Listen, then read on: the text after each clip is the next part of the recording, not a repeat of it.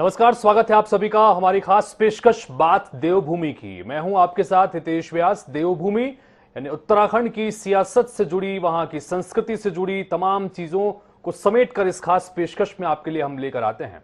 और आज भी हम बात करने वाले हैं उपचुनाव के संदर्भ में, जिसका सभी को इंतजार था। आखिरकार वो काउंटडाउन शुरू हो चुका है। चंपावत सीट पर उपचुनाव के लिए कैंपेनिंग में सभी पॉलिटिकल पार्टियों ने अपनी पूरी ताकत झोंक दी है, लेकिन अब चुनाव प्रचार थम चुका है। सीएम पुष्कर धामी के सामने कांग्रेस की तरफ से निर्मला गहतोड़ी को चुनाव मैदान में उतारा गया है, जबकि आम आदमी पार्टी इस रेस में नहीं है, जिसने जब मूल चुनाव हुए थे तो लगभग सभी सीटों पर अपने उम्मीदवार उतारे थे और एक तीसरी ताकत आम आदमी पार्टी चारों खाने चित नजर आई।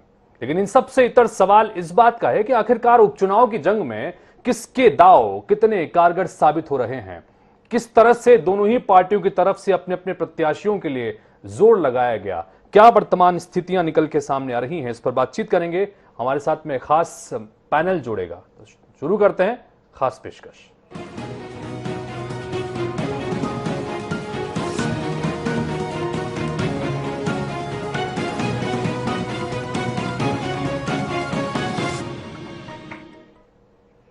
तो उत्तराखंड की निगाहें इस वक्त चंपावत पर टिकी हुई हैं। चंपावत पर इसलिए क्योंकि चंपावत में उपचुनाव होना है और यहां से पुष्कर सिंह धामी, जो खटीमा में चुनाव हार गए थे, वो अपना किस्मत आजमा रहे हैं।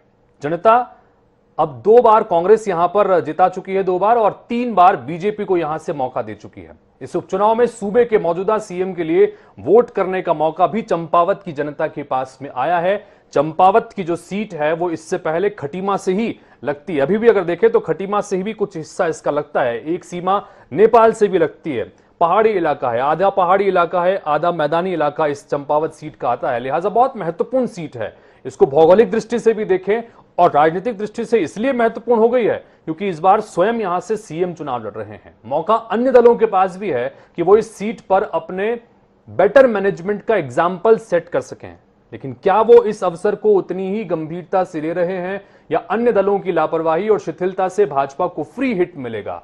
आज चर्चा इसी पर करेंगे।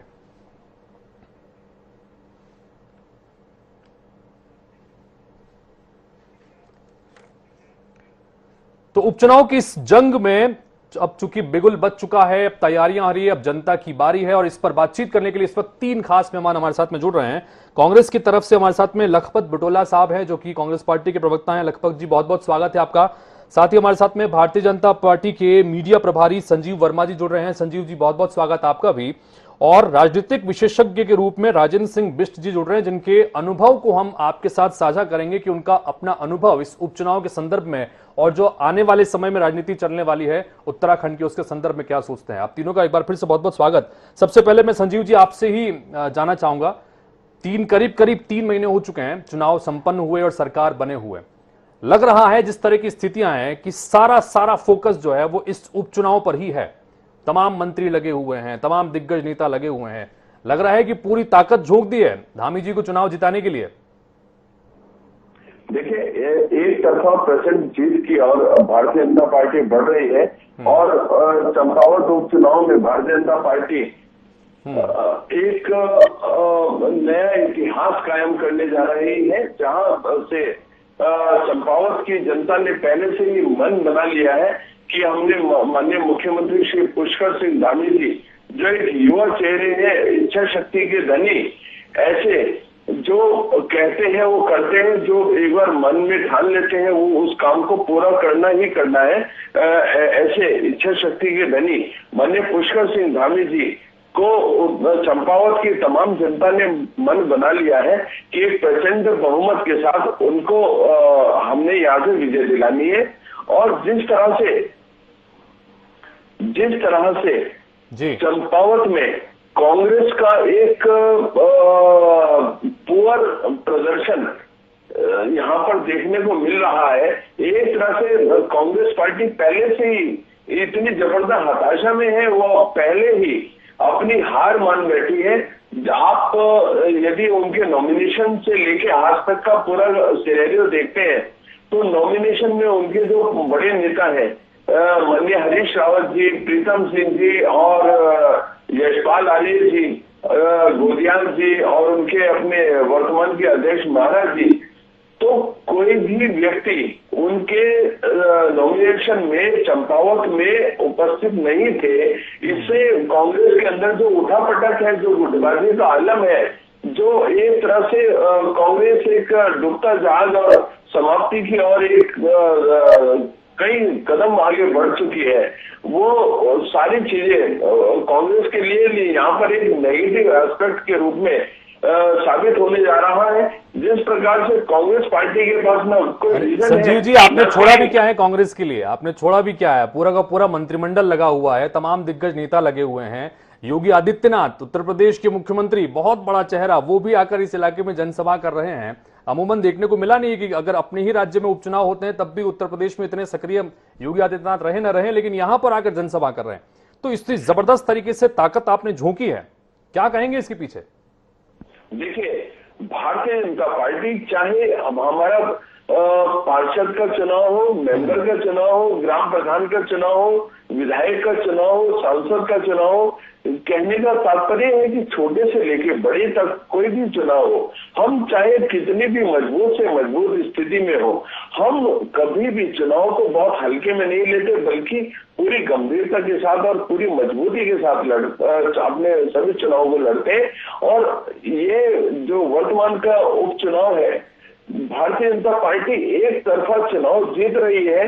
अब जितनी भी हम लोग शक्ति लगा रहे हैं, वो शक्ति मात्र इसलिए लगा रहे हैं कि हम अपना जो जीत का अंतर है उसको हम कितना प्रचंड बना सकते हैं। एक नया इतिहास उत्तराखंड में हम लोग कायम करें, जो इतिहास शायद भूतो न भविष्यति, न कोई पहले तोड़ पाया न आगे कोई तोड़ पाए। इस तरह का हम लोग एक इतिहास कायम करना चाहते हैं, जिसे माननीय मुख्यमंत्री श्री पुष्कर सिंह धामी जी 50,000 से अधिक वोटों से हमारा लक्ष्य है कि वो 50,000 से अधिक वोटों से वहां से चलिए, इतिहास कायम करना चाहती है भारतीय जनता पार्टी, इसलिए पूरी तरह से जोर लगाया जा रहा है उपचुनाव की सीट पर। चंपावत पर सभी की निगाहें टिकी हुई हैं।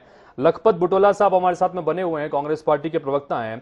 लखपत बुटोला साहब, कांग्रेस पार्टी कहीं नजर नहीं आ रही, क्या वजह मानते हैं? प्रदेश प्रभारी को छोड़कर कोई बड़ा महत्वपूर्ण चेहरा जो है वो इस उपचुनाव में नजर नहीं आया।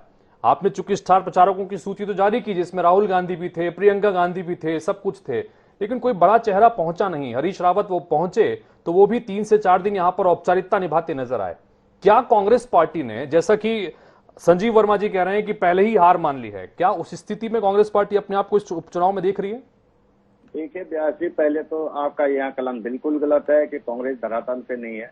अगर कांग्रेस धरातल पे नहीं होती, कांग्रेस भाजपा को हरा नहीं होती, तो मुख्यमंत्री को अपने कामों पे भरोसा नहीं रहा। वो वहाँ पे देखा हो जिस तरह से कभी सम्मेलन करने का काम करें, जिसके उधार के मुख्यमंत्री को ला करके अपने चुनावी जनसभा में लोगों को लाने का काम कर रहे हैं। गायकों को वहाँ बुलाया जा रहा, नचनियों को वहाँ बुलाया जा रहा, आप जानते बड़े बड़े कवियों को वहाँ बुलाया जा रहा। जिस तरह से तमाम हथकंडे अपनाए जा रहे, जिस तरह से शासन प्रशासन का, धन बल का, भाव बल का, पैसा बल का, सारे बल का, सरकार जितना लोकतंत्र की मर्यादाओं को तार तार कर सकती, करने के बावजूद भी इन्हें पता है चुनाव नहीं जीत सकते हैं, तो तब जाकर के इन्होंने उत्तर प्रदेश के मुख्यमंत्री को उतारा है।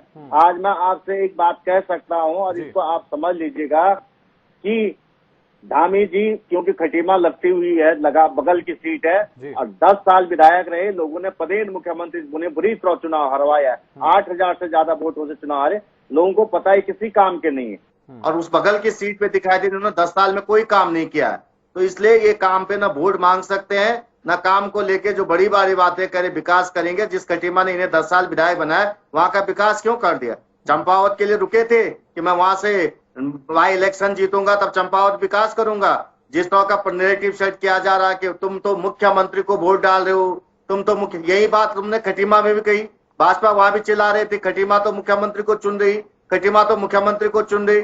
खटीमा वालों ने मना कर दिया। ये कहते लोकतंत्र में बड़ा भरोसा, हम लोकतांत्रिक पार्टी है, बड़ी बड़ी बातें कहते। अरे लोकतंत्र में हारे हुए व्यक्ति को मुख्यमंत्री बना दिया, जिसको जनता ने नकार दिया हो, जिस व्यक्ति के कामों को जनता ने नकार दिया हो, जिस व्यक्ति को जनता ने नकार दिया हो, उसको तुमने बाईपास करके अपनी मोनोपॉलिसी दे करके डिक्टेटरशिप के। अरे वर्मा जी, प्रभा जी, इतना तहस में आने की जरूरत नहीं है। आप एक अरे आपको सुन रहा हूँ, अरे संजीव जी सुन रहा था, क्यों इतने तिल मिला रहे हैं आप? यहाँ पे वोट थोड़ी पड़ना है, आप सुन लीजिएगा। एक काम पे तो वोट मांग के देखे ना, अरे एक काम पे वोट मांग के देखे ना। मैं कह रहा हूँ उत्तर प्रदेश के मुख्यमंत्री को क्यों बुलाना पड़ा? सुनो, बहुत कहते हैं हम बहुत बड़ी पार्टी है, बहुत बड़ा संगठन है, बहुत काम हुई, उत्तर प्रदेश के मुख्यमंत्री को क्यों बुलाना पड़ा?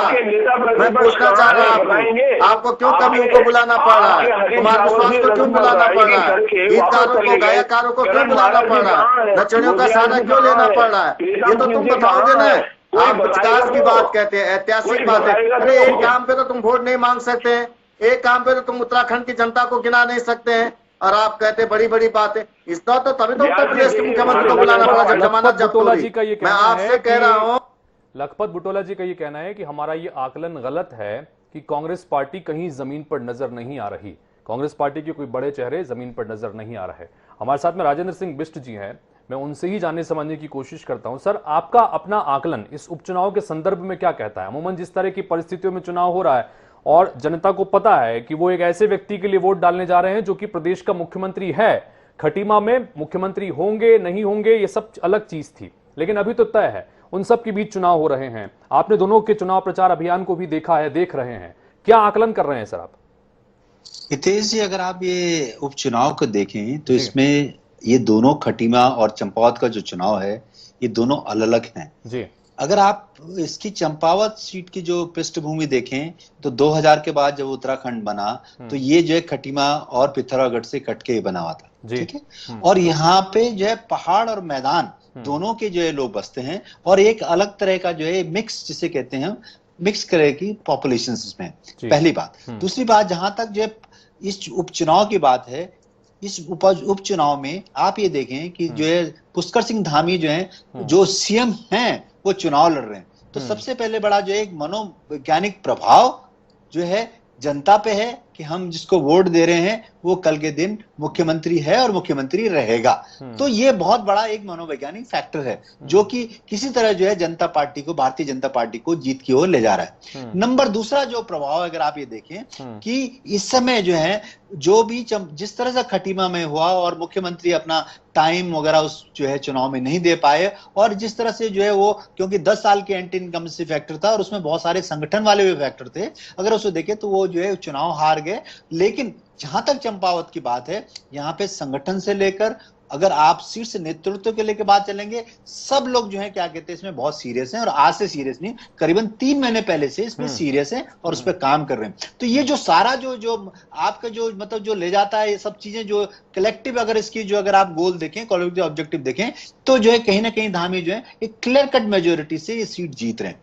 नंबर तीसरी जो बात है, संगठन के ऊपर में बहुत बड़ा दबाव है बीजेपी के ऊपर, क्योंकि उनके ऊपर कहीं ना कहीं आक्षेप लगता है कि वो खटीमा में काम नहीं कर पाए, तो संगठन कहीं भी अपने आप को पीछे नहीं रखना चाहता है। इसलिए संगठन से लेकर जितने मंत्री वगैरह जितने लोग हैं वो भी अपने आप को प्रूव करना चाहते हैं कि किसी न किसी तरह चंपावत सीट को जो है वो बहुत बड़े मार्जिन से जीत के ले जाए। रही बात कांग्रेस की, कांग्रेस में आपको पता है कि जो चुनाव के बाद जिस तरह से जो है उसमें जो है बिखराव हुआ, जिस तरह से नए पदाधिकारी लोग आए, अलग अलग खेमे में लोग बन गए, खेमे में तो पहले थी, लेकिन फिलहाल जो है इसमें इतना बड़ा बिखराव आ गया कि जो है कांग्रेस अपने आप को समेट नहीं पा रही, और अचानक जो है उपचुनाव जिस तरह से आ गए, उसमें भी जो लगता है कि कांग्रेस कहीं ना कहीं जो है बहुत पीछे कैंपेनिंग में और किसी तरीके से ग्राउंड पे काम करने। मैं खुद चंपावत में इसको मैंने जो है बहुत क्लोजली वॉच कर रहा हूं, तो मुझे लगता है ना कहीं जो है कांग्रेस बहुत पीछे।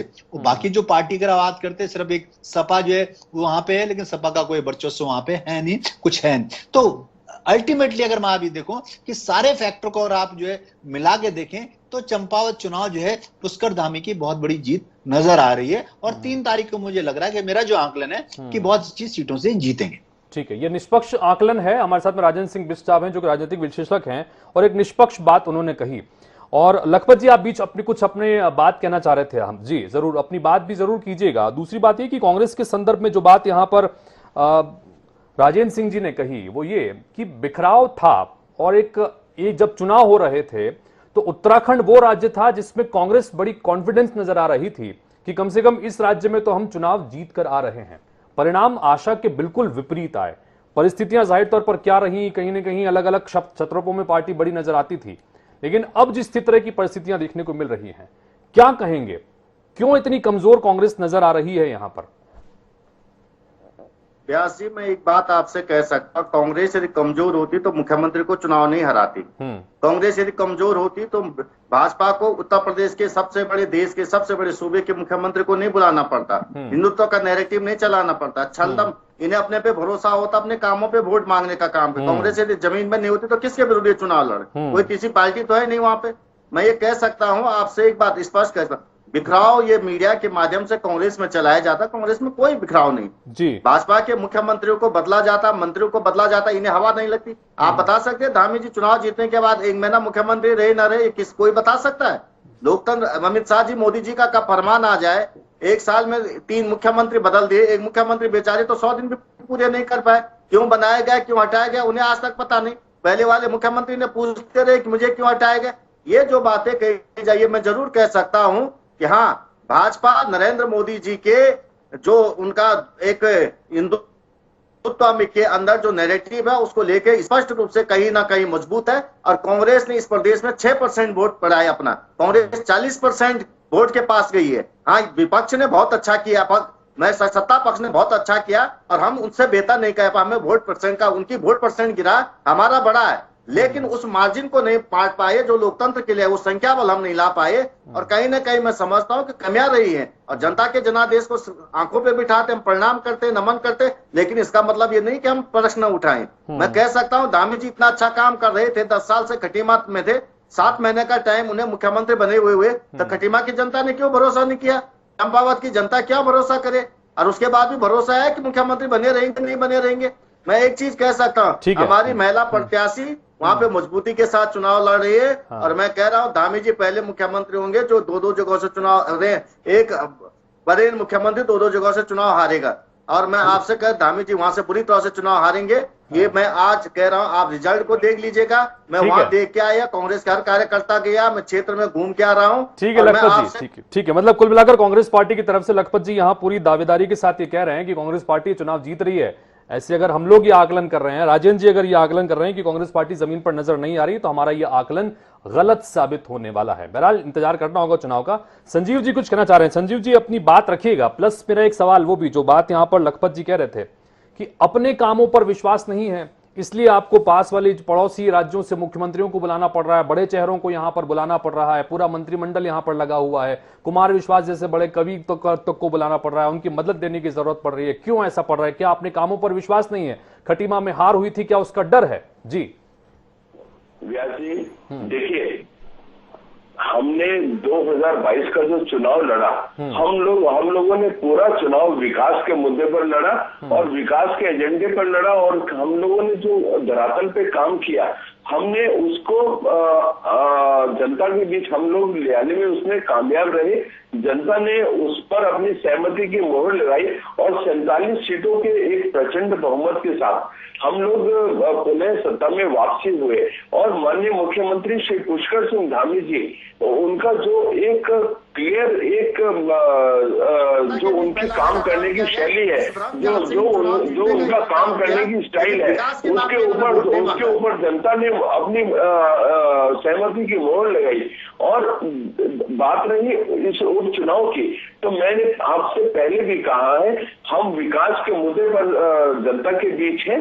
2022 में भी हम जनता के बीच विकास के मुद्दे पर गए थे, किंतु कांग्रेस पार्टी, उनके पास क्योंकि न विकास का कोई एजेंडा था, न विकास का कोई नैरेटिव था, उन लोगों ने आपकी तो पूरे प्रदेश की जनता छोड़ दीजिए, आप उत्तराखंड की बात छोड़ दीजिए, आपका तो शीर्ष नेतृत्व झूठ बोलता है, मेरा देश का प्रधानमंत्री झूठ बोलता है। मुझे बोलते हुए बहुत खेद होता है कि मेरे देश के प्रधानमंत्री ने कहा कि कांग्रेस का वक्तव्य था कि हम मुस्लिम यूनिवर्सिटी खोलेंगे। देश के प्रधानमंत्री इतना झूठ बोले, इतना झूठ के नैरेटिव फैलाने का काम करें, दुर्भाग्यपूर्ण है। मुझे लगता है कि भाजपा झूठ फरेब पे टिकी हुई पार्टी है, झूठ बोलने की मास्टरी है इनके पास। झूठ का और फरेब का नोबेल पुरस्कार मिलना चाहिए तो भाजपा को मिलना चाहिए। आपके प्रवक्ता से लेकर कार्यकर्ता से लेकर देश के संवैधानिक पदों में बैठे हुए व्यक्ति भी उसका सम्मान नहीं करते। संवैधानिक पदों में बैठे हुए व्यक्ति झूठ बोलते हैं और झूठ बोलने का काम करते हैं। जो एक एक करके दोनों जन एक साथ बोलेंगे तो हम समझ नहीं पाएंगे कि कौन क्या कह रहा है। और चूंकि हम सार्थक बहस करें, चर्चा अगर सुने, ताकि दर्शक अगर सुन भी रहे हैं तो उन तक कम से कम सार्थकता से दोनों ही पक्षों की बात जाए, ये कोशिश कम से कम दोनों तरफ से रहनी चाहिए। बहरहाल मैं राजेंद्र जी आपसे जाना चाहूंगा, चूंकि चुनाव के संदर्भ में और लगभग जो परिस्थितियां हैं उसके आधार पर ये जो आपने जो बात कही कि जो आपका आकलन है उसके आधार पर देखें, संगठन के तौर पर आगे भारतीय जनता पार्टी के लिए किस तरह की चुनौतियां वहां पर देखने को मिल सकती है? प्रदेश अध्यक्ष मदन कौशिक और सीएम पुष्कर सिंह धामी के बीच में जिस तरह की कश्मकश थोड़े स्तर पर देखने को मिलती है, आप इसको किस तरह से आकलन कर रहे हैं आगे आने वाले समय के लिए सर? राजेंद्र जी। हितेश जी, जहां तक देखिए, मैं तो जहां तक हर जो नेता है देहरादून या देहरादून में रहते उत्तराखंड के नेता हैं, तो मैं जो हूँ क्या कहते हैं उनको जो मीडिया में बातें आती हैं मैं उसका आकलन नहीं करता। मैं उनका जो आकलन जो है किसी पर्टिकुलर जो उनके सहपाठी हैं, साथ के आदमी हैं, उनका जो एक्चुअल जो कैरेक्टरिस्टिक्स है, जो कैरेक्टर है, उस पर बात करता हूँ। उनकी क्या किस तरह का जो है उनका जो है एक मनोविज्ञान है, किस तरह से बात करते हैं। जहां तक बात ये आपने ये बात बहुत अजीब अलग से बात पूछी है और बस बारे में मैं बहुत बताना चाहता हूँ जो मेरा आकलन अलग है। देखिए 3 तारीख को पुष्कर सिंह धामी जीत रहे हैं, पहली चीज ठीक है। अगर वो जीत जाते हैं तो उत्तराखंड में आप ये देखिए जिस तरह धामी जी का जो कार्य करने की जो शैली है वो जो है बहुत सारा इंपैक्ट करेगा उत्तराखंड की राजनीति में। बहुत सारे ऐसे नेता हैं जो हाशिए में चले जाएंगे जी। मैं ये कहना चाहता हूं कि आज वो लगते जरूर हैं पुष्कर सिंह धामी के बहुत सहज और सीधे व्यक्ति हैं, लेकिन वो उनका जो चातुर्य है, हिंदी में बोलते हैं चातुर्य है, जो इंटेलिजेंस है वो बहुत अलग तरह का है। और आप ये देखिएगा कि मैं जब हम अगली बार डिबेट करेंगे 10-15 दिन बाद, 1 महीने बाद, तो आप ये देखेंगे कई लोग हाशिए में आ जाएंगे जो लोग अलग अलग तरीके से थे। और अभी बहुत सारे बदलाव आने वाले हैं। आप ये देखिए राज्यसभा का टिकट है 6 तारीख को जो है फाइनल होगा। राज्यसभा में किसको बनाते हैं वो अपने आप में बहुत बड़ा एक फैक्टर आएगा। मुझे लगता है कि वो भी एक टर्निंग पॉइंट होगा उत्तराखंड की बीजेपी की राजनीति में। और एक नई तरह की राजनीति जो है पुष्कर सिंह धामी के आने से शुरुआत होगी। और ये जो शीर्ष जो नेतृत्व है बीजेपी का वो भी चाहता है। देखिए आप ये समझ लीजिए ना, पूरे अगर इस पृष्ठभूमि की देखें कि पुष्कर सिंह धामी को खटीमा से हारने के बाद दोबारा उनको जो है सीएम बनाया गया और फिर उनको जो है उनके पीछे संगठन लगा, तो आप ये समझ लो कहीं ना कहीं इंडिकेशन क्या है। और जो बोलते हैं कि पुष्कर सिंह धामी बदल जाएंगे अगर वो जीत जाते हैं, वो नहीं बदलेंगे। और वो जिस तरह से उनका काम करने का जो तरीका है, जो सारी चीजें हैं, उसमें शीर्ष नेतृत्व का बैकअप है। और आप ये देखिए कि 15 दिन में बहुत सारे चेंजेस आने वाले हैं and we will analysis after 15 days. बिल्कुल, ये बीजेपी की बात रही। और मैं राजेंद्र जी आपसे कांग्रेस पार्टी के संदर्भ में भी जाना चाहूंगा। हालांकि लखपत बुटोला साहब बड़ी पुरजोर तरीके से ये कह रहे हैं कि हम बहुत दमदारी से चुनाव लड़ रहे हैं और वो दावा भी कर रहे हैं कि हमने खटीमा में हराया था, हम चंपावत में भी हराएंगे। बहरहाल उनके दावे अपनी जगह हैं, जाहिर सी बात है। और पार्टी के लिए अगर वो काम कर रहे हैं और उनके लिए बैठे हैं तो उनको ये बोलना भी चाहिए। मैं आपसे जानना चाहूंगा कांग्रेस पार्टी के आगे आने वाले समय के लिए। जी आ रहा हूं आपके पास लखपत जी। कांग्रेस पार्टी के संदर्भ में अगर हम जाना चाहें, क्योंकि प्रदेश अध्यक्ष बदल दिया, नेता प्रतिपक्ष के रूप में यशपाल आर्य एक नई जिम्मेदारी के रूप में है, प्रदेश अध्यक्ष बदल गए लेकिन उनको अपनी पूरी टीम अभी बनानी है, कमोबेश वो पुरानी टीम के साथ ही काम कर रहे हैं। कांग्रेस पार्टी के लिए किस तरह की चुनौतियां देख रहे हैं साहब, और क्या कुछ करने की आवश्यकता है प्रदेश में? हाँ हितेश जी, कांग्रेस के बारे में आप देखें कि चुनाव से पहले ये लोग बहुत ज्यादा ओवर कॉन्फिडेंट थे कि हम सत्ता में आ रहे हैं। और ये जो है ये हर बार उस मिथ को दोहराना चाहते हैं कि यहाँ उत्तराखंड में एक ही पार्टी जो है 5 साल चलती है, अगले बार दूसरी पार्टी आती है। लेकिन वो मिथ कहीं ना कहीं जो है ब्रेकअप हो गया और जिनको इनको आशा नहीं थी वो मिथ जो है ब्रेक होके बीजेपी को ठीक ठाक जो है पूर्ण बहुमत समझ लीजिए, ओवर जो कॉन्फिडेंट एंटी इनकम्बेंसी होने के बाद उनको मिला।